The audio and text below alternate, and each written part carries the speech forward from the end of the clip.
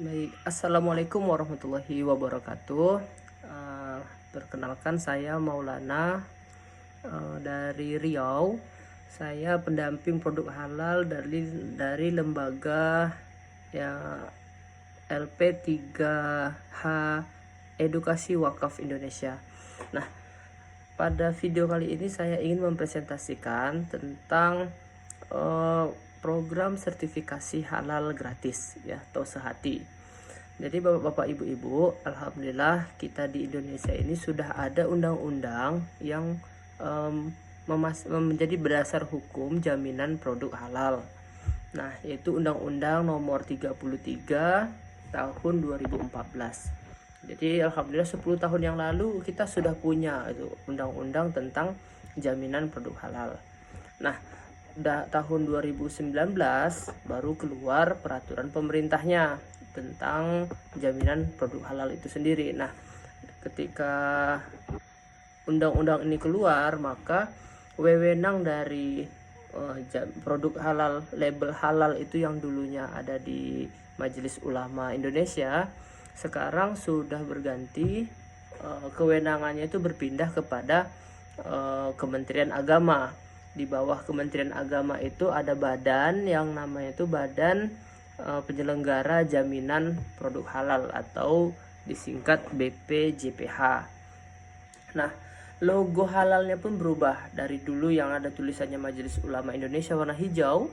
Nah, sekarang berubah menjadi tulisan halal gambar wayang ya yang warna ungu. Nah, jadi alhamdulillah setelah dari 2019 keluar peraturan pemerintahnya, tahun 2021 itu baru terbit tentang peraturan pemerintah tentang penyelenggaraan bidang jaminan produk halal. Nah, di situ terjadilah tahapan penjelasannya, tahapan kewajiban bersertifikasi halal gitu ya bagi makanan dan minuman. Jadi ada fase makanan dan minuman sampai tahun berapa gitu ya, terus obat-obatan sampai tahun berapa.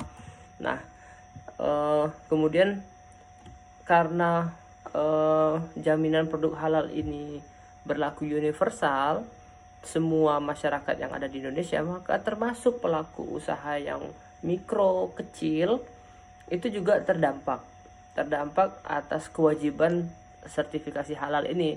Maka bagi usaha-usaha mikro kecil menengah ini juga menjadi wajib.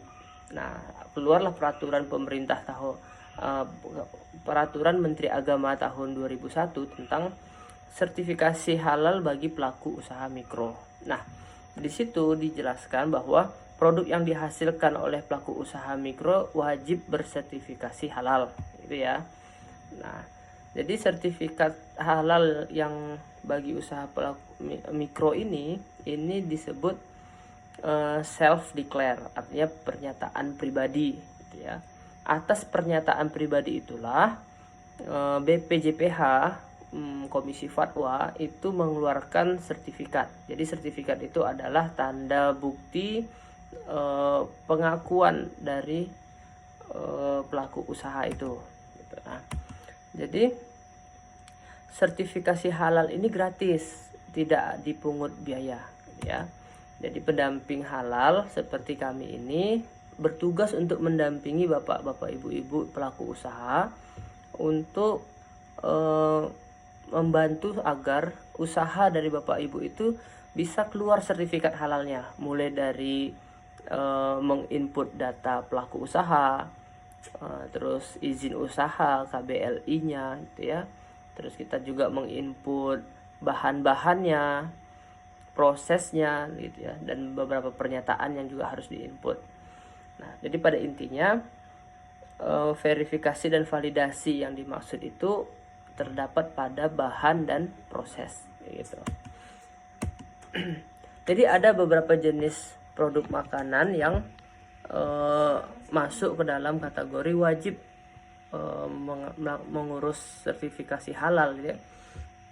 Yang paling penting itu memang pertama, produknya itu tidak berbahan utama atau tidak ada bahan daging ataupun ayam ya di dalamnya. Yang daging dan ayam itu masuk ke dalam eh, apa ke dalam sertifikasi halal yang reguler. Jadi yang reguler itu berada di bawah LPH, Lembaga Pengawas Halal.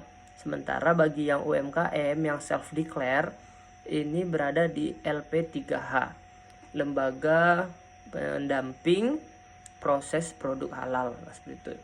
Jadi ada 13, minimal ada 13 tuh yang jenis-jenis makanan, mulai dari olahan buah, permen, coklat gitu ya, es, terus susu, kedai makanan, makanan ringan, terus gula, garam, telur dan olahannya.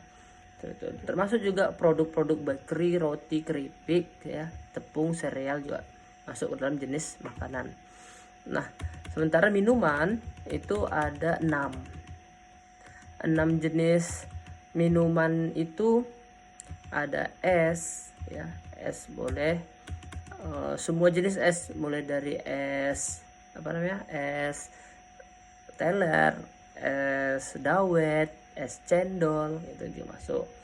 Terus jus, olahan buah ya, minuman tradisional, susu dengan pengolahannya.